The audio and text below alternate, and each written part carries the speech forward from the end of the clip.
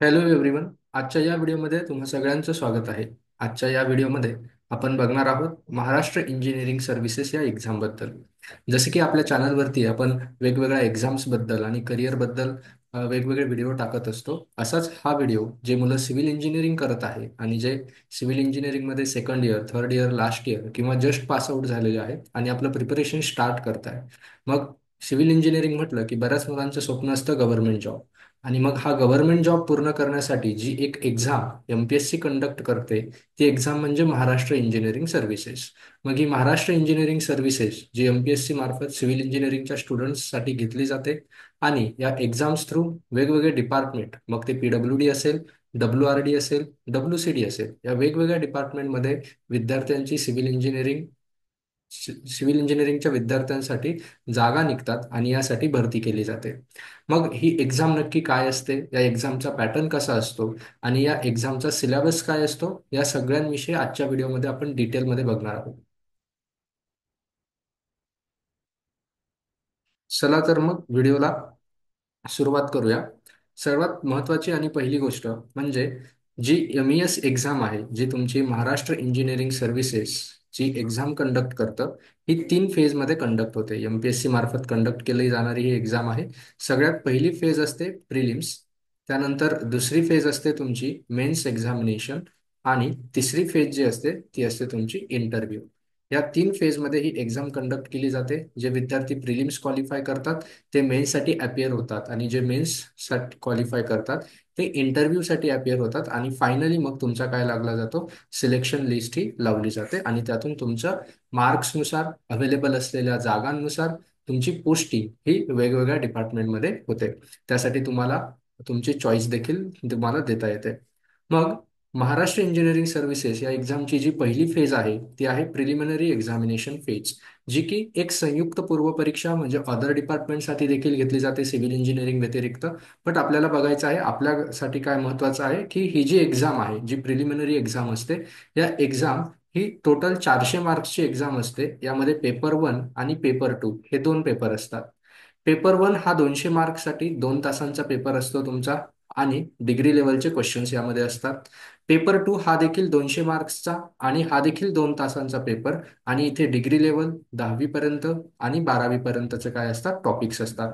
आता सगळ्यात महत्वाची गोष्ट म्हणजे हा जो पेपर आहे पेपर 1 आणि पेपर 2, यामध्ये पेपर 2 जो आहे हा सीसॅट, जसं UPSC ला तुम्ही ऐकलं असेल सीसॅट, हा फक्त क्वालिफाईंग पेपर आहे. क्वालिफाईंग पेपर म्हणजे काय, या पेपरवरती तुमचं मेरिट लागणार नाही किंवा गुणवत्ता यादी जी आहे ह्या पेपरच्या मार्क्सवरती लागत नाही. या पेपरमध्ये तुम्हाला फक्त क्वालिफाईंग मार्क्स मिळवायचे असतात, जे असतात 33% गुण. 33% गुण म्हणजे काय, तुम्हाला 200 पैकी इथे कमीत कमी 66 मार्क हे मिळाले पाहिजे. याचा अर्थ काय, याचा अर्थ असा की तुम्हाला पेपर 1 मध्ये कितीही मार्क मिळाले पण पेपर 2 मध्ये जर 66 मार्क्स मिळाले नाही तर तुम्ही प्रिलिम्स क्वालिफाय होत नाही. पेपर 2 मध्ये तुम्हाला 66 किंवा 66च्या अबोव मार्क्स असतील तर तुम्ही पेपर 2 जो आहे हा पेपर 2 क्वालिफाय झालं असं समजलं जातं, म्हणजे 33% गुण तुम्ही प्राप्त केले. आणि मग पेपर 1 मध्ये जो काही तुमचा स्कोर असेल, बघा इथे धडधडीत मेन्शन केलेला आहे, पेपर क्रमांक 1 मधील गुणांच्या आधारे महाराष्ट्र नागरी सेवा राज्यपत्रित मुख्य परीक्षेसाठी काय केली जाते, गुणवत्ता यादी ही तयार केली जाते. हे सगळ्यात महत्वाची गोष्ट आहे. त्यानंतर हे जे पेपर असतात यामध्ये निगेटिव्ह मार्किंग असते. निगेटिव्ह मार्किंगमध्ये जे डिसिजन मेकिंग आणि प्रॉब्लेम सॉल्व्हिंगचे प्रश्न आहे हे सोडून बाकी सगळ्या प्रश्नांकरता निगेटिव्ह मार्किंग ही लागू असते. प्रत्येक चुकीच्या उत्तराकरता 25% म्हणजे 1/4 एवढे गुण काय केले जातात, एकूण गुणांमधून वजा करले जातात. त्यानंतर एखाद्या वर्तुळ चिन्हांकित पूर्ण केलेले नसेल किंवा एखाद्या प्रश्नाची एकापेक्षा अधिक उत्तरे दिलेली असेल तर ते देखील चुकीचे उत्तर समजण्यात येते आणि तिथे देखील काय असते, तुमची निगेटिव्ह मार्किंग ही काय केली जाते, ऍप्लिकेबल असते. एखाद्या प्रश्नाचे उत्तर अनुत्तरित असेल म्हणजे तुम्ही त्याथे जर अटेम्प्ट केला नाहीये तर त्याला मात्र निगेटिव्ह मार्किंग काय नसते, ऍप्लिकेबल नसते. या एक्झामचा सिलेबस जर म्हटला तर पेपर 1 जो आहे, जो की तुमचा वाला कंपल्सरी पेपर आहे, म्हणजे याच्या आधारे काय लागते, तुमची मेरिट लिस्ट लागते. याचा सिलेबस जर तुम्ही बघितला तर हिस्ट्री यामध्ये आहे, इंडियन नॅशनल मुवमेंट, त्यानंतर करंट इव्हेंट्स आहे, स्टेट, नॅशनल आणि इंटरनॅशनल. बऱ्याच मुलांचं म्हणणं असतं की करंट अफेअर्स कोणते केले पाहिजे, तर स्टेट पण आहे, नॅशनल पण आहे आणि इंटरनॅशनल पण आहे. त्यानंतर महाराष्ट्राची, इंडियाची आणि वर्ल्डची जॉग्राफी आहे, ही महत्वाची गोष्ट आहे. ओके. फिजिकल, सोशल आणि इकॉनॉमिक हे तिघही गोष्टी त्यामध्ये येतात. इंडिया आणि महाराष्ट्राचं पॉलिटी आणि गव्हर्नन्स यामध्ये येतं. त्यानंतर इकॉनॉमिक आणि सोशल डेव्हलपमेंट येते. त्यानंतर general issues on environmental ecology असेल, म्हणजे तुमचा एन्व्हायरमेंटल सायन्स हा सब्जेक्ट आहे थोडक्यामध्ये. त्यानंतर जनरल सायन्समध्ये तुमचं 11वी 12वीला शिकलेले तुम्ही फिजिक्स, केमिस्ट्री, बायोलॉजी ह्या गोष्टी यामध्ये येऊन जातात. त्यानंतर पेपर टू जो आहे, हा पेपर टू जो क्वालिफाईंग पेपर आहे, ज्याला सीसॅट असं म्हटलं जातं, प्रामुख्याने यामध्ये जनरल ॲप्टिट्यूड, रिझनिंग हे बघा इथे दिलेलं आहे. Interpersonal skills like communication skill, logical reasoning असते, ॲनालिटिकल ॲबिलिटी आहे. त्यानंतर problem solving ability, general mental ability, ह्या सगळ्या गोष्टी यामध्ये काय केल्या जातात, चेक केल्या जातात. बेसिक न्यूमरसी, मग त्यामध्ये नंबर आणि त्यांचे रिलेशनशिप, DI ज्याला आपण डाटा इंटरप्रिटेशन म्हणतो, 10वीच्या लेवलच्या असतात त्या. आणि मराठी आणि इंग्रजीचे कॉम्प्रेहेन्शन स्किल्स, म्हणजे यामध्ये तुमचं मराठी आणि इंग्रजी असेल, त्याचे पॅसेज वगैरे असतात, हे देखील तुमचं काय केलं जातं, यामध्ये चेक केलं जातं. ठीक आहे. हे बघा इथं खाली दिलेलं आहे, कॉम्प्रेहेन्शन स्किल्स म्हणजे tested through the passages from Marathi आणि English language without providing cross translation. ठीक आहे. त्यानंतर क्वेश्चन जे असतील हे क्वेश्चन मल्टिपल चॉईस आणि ऑब्जेक्टिव्ह टाईप असतात. त्यानंतर मेन्स एक्झामिनेशनला क्वालिफाय होण्यासाठी तुम्हाला प्रिलिम्स एक्झामिनेशन देणं हे गरजेचं आहे. हे आहे तुमचं प्रिलिम्स एक्झाम बद्दल. एकदा की तुम्ही ही प्रिलिम्स एक्झाम क्वालिफाय झाले की त्यानंतर असते तुमची मेन्स एक्झाम. आता मेन्स एक्झामचं कसं पॅटर्न आणि स्ट्रक्चर आहे ते आपण बघूया. ठीक आहे. आता इथे मात्र असणार आहे, जे तुमचे सिव्हिल इंजिनिअरिंगचे सब्जेक्ट आहेत तेच सब्जेक्ट असणार आहेत. बघा, महाराष्ट्र अभियांत्रिकी सेवा आता काय झालेली आहे, तुमची डिस्क्रिप्टिव्ह एक्झाम असते. डिस्क्रिप्टिव्ह म्हणजे वर्णनात्मक, जिथे तुम्हाला पेपर हा लिहायचा असतो. जसा तुम्ही कॉलेजला पेपर लिहिता, सेमिस्टर एक्झाम्स देतात, अगदी तशाच पद्धतीचा हा पेपर असतो. म्हणजे इथे तुम्हाला डिझाईन येणार, न्यूमरिकल्स येणार, थिअरीचे मोठे मोठे क्वेश्चन्स येणार. तर लेखी परीक्षा जी आहे, जी मेन्स एक्झाम असते, ती टोटल 400 मार्कांची असते. आणि मुलाखत जी होते तुमची इंटरव्ह्यू, तो तुमचा वाला 50 गुणांचा. असे एकूण किती गुण असतात, 450 गुण हे तुमचे असतात यामध्ये. मग यामध्ये काय असतं, दोन पेपर असतात, सिव्हिल इंजिनिअरिंग पेपर क्रमांक 1 आणि सिव्हिल इंजिनिअरिंग पेपर क्रमांक 2. दोघही पेपर 200-200 मार्क्सचे असतात. त्यामध्ये बीई सिव्हिल म्हणजे तुमचे इंजिनिअरिंगच्या डिग्री लेवलचे क्वेश्चन्स आणि तो सिलेबस असतो. पेपरचं माध्यम हे इंग्लिशमध्ये असणार आहे आणि एका पेपरला तुम्हाला 3 तास वेळ हा मिळणार आहे. 3 तासामध्ये तुम्हाला 200 मार्क्सचा पेपर जो आहे तो काय करायचा आहे, अटेम्प्ट करायचा आहे. यात प्रामुख्याने जे दोन पेपर आहे, यात पेपर 1चे सब्जेक्ट्स आता तुम्हाला सांगतो सिलेबसमध्ये. त्यामध्ये आहे strength of the material, sub topics बघून घ्यायचे आहेत तुम्ही. सेकंड सब्जेक्ट जो आहे तो आहे थिअरी ऑफ स्ट्रक्चर, म्हणजे तुम्ही त्याला स्ट्रक्चरल अनालिसिस म्हणतात बरेच जण. ठीक आहे. त्यानंतर नेक्स्ट आहे कम्प्युटर एडेड अनालिसिस. यामध्ये काय येतं, थोडंसं मॅथ्सचा पार्ट येतो. त्यामध्ये फाइंडिंग एरिया सिम्पसन रूल असेल, ट्रॅपेझॉइडल रूल असेल, ह्या गोष्टी तुमच्या सर्वेमध्ये देखील कव्हर होतात. त्यानंतर मॅथमधला अजून कोणता पार्ट येतो, न्यूटन रॅप्सन टेक्निक असेल, बायसेक्शन मेथड आहे. त्यानंतर गॉज इलिमिनेशन मेथड आहे, गॉज जॉर्डन मेथड आहे, इटरेशन मेथड आहे. याच्याने आपण सायमल्टेनियस इक्वेशन सॉल्व्ह करू शकतो. या गोष्टी तुमच्या सिलेबसमध्ये आहेत पेपर 1च्या. अजून काय आहे पेपर 1 मध्ये. बघा, थिअरी ऑफ स्ट्रक्चरचाच पुढचा पार्ट असतो तुमचा स्ट्रक्चरल अनालिसिस. त्यानंतर आहे स्टील स्ट्रक्चर्स. त्यानंतर येतं तुमचं कन्स्ट्रक्शन प्लॅनिंग अँड मॅनेजमेंट. सातवा तुमचा सब्जेक्ट आहे design of reinforced concrete structure. मग WSM मेथड आणि लिमिट स्टेट मेथड, ह्या दोघांनी तुम्हाला स्लॅब, बीम, कॉलम आणि फुटिंग ह्या चौघांचं डिझाईन दोघही मेथडने बघायचं आहे. त्यानंतर design of reinforced concrete structure, again retaining wall असतील, टँक असतील, बिल्डिंग फ्रेम असतील, स्टेअर केस असेल, इथेही तुम्हाला WSM आणि लिमिट स्टेट दोघंही मेथड बघायचे आहेत. कन्फ्यूज व्हायचं नाही सर, WSM करायचं की LSM करायचं. त्यानंतर ब्रिज इंजिनिअरिंगमध्ये तुम्हाला दिसत असेल कोणकोणते टॉपिक्स आहेत. त्यानंतर कॉन्क्रीट टेक्नॉलॉजी, यामध्ये कॉन्क्रीटच्या प्रॉपर्टी, जो आपण सेकंड इयरला सब्जेक्ट शिकतो. आता सगळ्यात महत्त्वाची गोष्ट काय आहे, मी हा सिलेबसचे टॉपिक्स का सांगतोय, जे मुलं सेकंड इयर, थर्ड इयर किंवा लास्ट इयरला असतील अशा विद्यार्थ्यांसाठी हे खूप महत्त्वाची गोष्ट आहे. का? कारण हे design of beam, building frame, याचे जे न्यूमरिकल्स आहेत, जे तुम्ही सेमिस्टर एक्झामसाठी सॉल्व्ह करता किंवा प्रॅक्टिस करता, जो तुमचा 70 मार्कचा पेपर होतो, त्या पेपरमध्ये सॉल्व्ह करण्यासाठी जे काही तुम्ही न्यूमरिकलची प्रॅक्टिस करतात, कॉलम डिझाईन, स्लॅब डिझाईन, हे सगळंच तुमचं कुठे येतं, MPSC मेन्सच्या एक्झामिनेशनला येतं. आणि ह्या सगळ्या गोष्टी MPSC मेन्सच्या एक्झामिनेशनला जर येणार असतील, बरोबर की नाही, जर जे आपण कॉलेजमध्ये शिकतोय तेच तुमचं मेन्सला विचारताय, याचा अर्थ मग आपण प्रिपरेशन कॉलेजमध्येच का परफेक्ट करायचं नाही? कॉलेजमध्ये जर आपण प्रिपरेशन व्यवस्थित केलं, कॉलेजमध्ये असतानाच जर प्रिपरेशन व्यवस्थित केलं, तर तो सगळा अभ्यास आपल्याला कामात येणार आहे. कशासाठी? मेन्स एक्झामिनेशनसाठी. बघा, प्रिस्ट्रेस्ड कॉन्क्रीट जो जनरली लास्ट इयरला सब्जेक्ट असतो, जिओटेक्निकल इंजिनिअरिंग जो सेकंड इयरला सब्जेक्ट असतो, हे सगळे सब्जेक्ट तुमचे पेपर वन मध्ये इन्क्लुडेड आहे. सिव्हिल इंजिनिअरिंगच्या पेपर टू मध्ये कोणते सब्जेक्ट्स आहेत?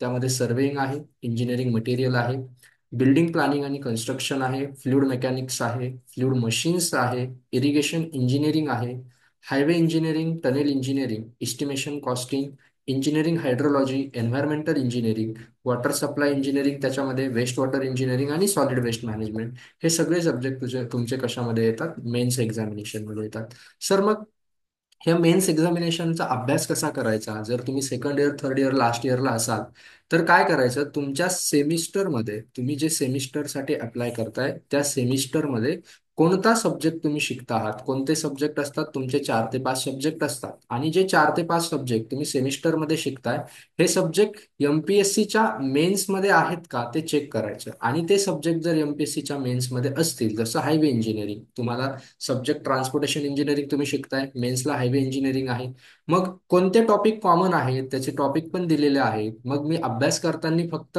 याच्यासाठीच करेल का, सेमिस्टरसाठीच करेल, किंवा पासआउट होण्यासाठी करेल का नाही? ज्यांचं खरोखर टार्गेट हे एमपीएससी मेन्स देणं असेल किंवा गव्हर्नमेंट जॉब असेल, त्यांनी अभ्यास करताना किंवा नोट्स बनवताना अशा पद्धतीनं बनवायच्या आहेत.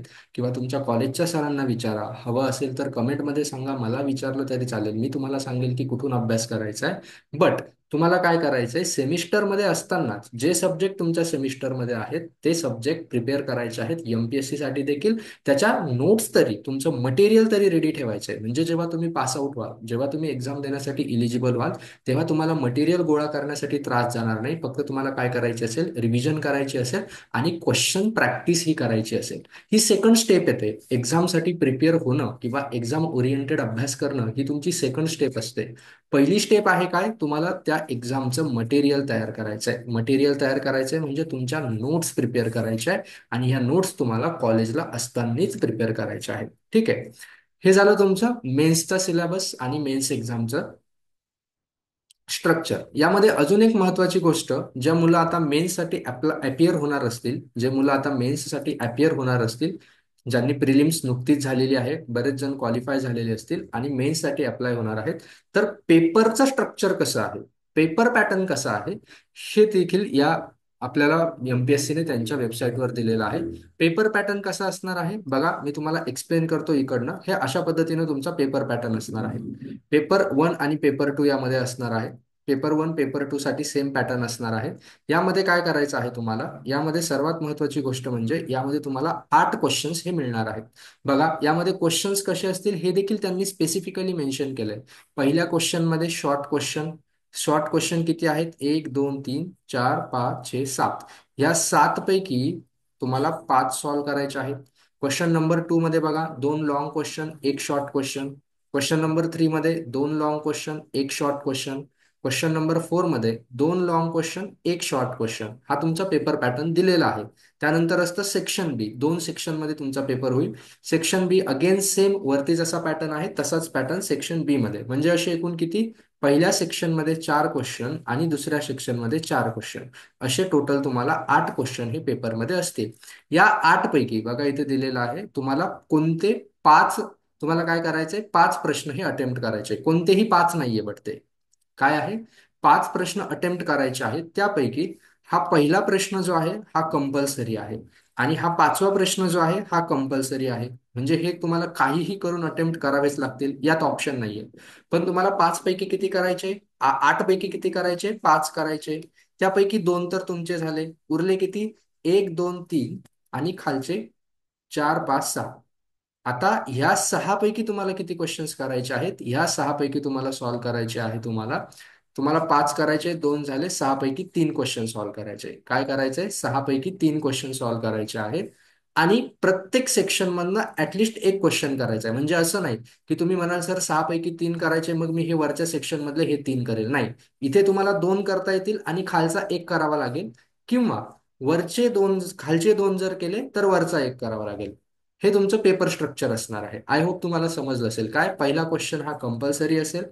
तुम्हाला टोटल 8 पैकी 5 प्रश्न सॉल्व्ह करायचे आहेत आणि प्रत्येक सेक्शन मधलं कमीत कमी एक प्रश्न तरी तुम्हाला काय करायचा आहे, सॉल्व्ह करायचा आहे रिमेनिंग क्वेश्चन पैकी. काय उरलेल्या प्रश्नांपैकी प्रत्येक सेक्शन मधनं काय करायचं आहे, एक प्रश्न अटेम्प्ट करायचा आहे. आणि शॉर्ट आणि लॉंग क्वेश्चन मध्ये बघा, लॉंग क्वेश्चन जे असतील सिव्हिल इंजिनिअरिंग मधले ते डेरिव्हेटिव्ह असेल, एखाद्या फॉर्म्युलाचे डेरिव्हेशन असेल, प्रॉब्लेम असेल किंवा डायग्रामसह एखादा क्वेश्चन जस्टिफाय करणं असेल. प्रॉब्लेम म्हणजे इथे न्यूमेरिकल, डिझाईनचे न्यूमेरिकल वगैरे वगैरे असतील.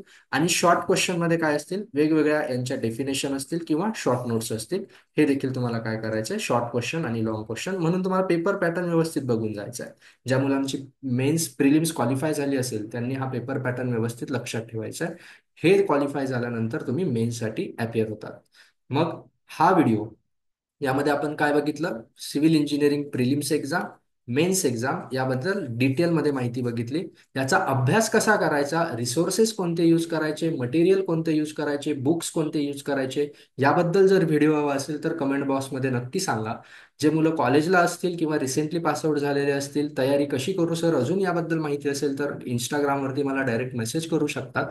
ठीक आहे. आणि सर्वात महत्त्वाची गोष्ट म्हणजे तुम्हाला काय करायचंय, हा जो व्हिडिओ आहे, जे मुलांना सिव्हिल इंजिनिअरिंग मध्ये गव्हर्नमेंट जॉब हवा आहे त्या विद्यार्थ्यांसोबत जास्तीत जास्त प्रमाणात काय करायचा आहे, हा व्हिडिओ शेअर करायचा आहे. व्हिडिओ आवडला असेल तर नक्की लाईक करा, चॅनलला सबस्क्राईब करा. आणि मटेरियल सोर्सेस कुठून अभ्यास करायचा हे हवं असेल तर कमेंटमध्ये नक्की सांगा. आजच्या व्हिडिओमध्ये एवढंच. Thank you so much.